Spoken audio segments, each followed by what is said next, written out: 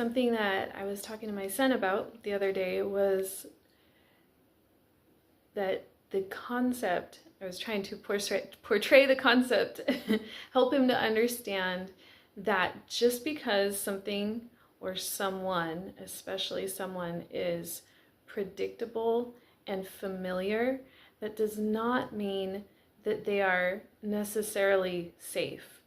When we grow up in these environments with certain patterns and behaviors and around people, and they treat us a certain way, a lot of times that can get ingrained into us to where it feels so normal and comfortable and familiar that we consider it to be safe. And it is not necessarily safe. It's really, really important to teach our young kids, especially as they're becoming teenagers and they're forming friendships and they're possibly dating and entering into relationships. It's so important to help them realize, to understand things like manipulation and control and fear tactics and how those kinds of things are not good. They're not healthy.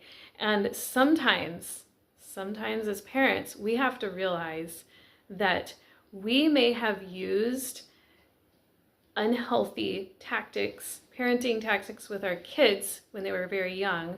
We may have now or have had unhealthy patterns of behavior between spouses, between us and our parents or our siblings. And when our kids are subjected to that, they're around that, they're like little sponges and they absorb that and it feels familiar to them. It feels normal. It feels okay.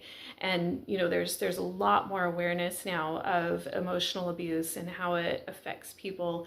And it's so important to be talking to our kids about emotional abuse and what it is and how it affects them and where it comes from and how common it is. And a lot of times it might not seem like a big deal, but when there's red flags and when there's things going on that are not okay, we need to be talking about it. We need to have direct, assertive communication. We need to do that with our kids so that they can do that in their future relationships.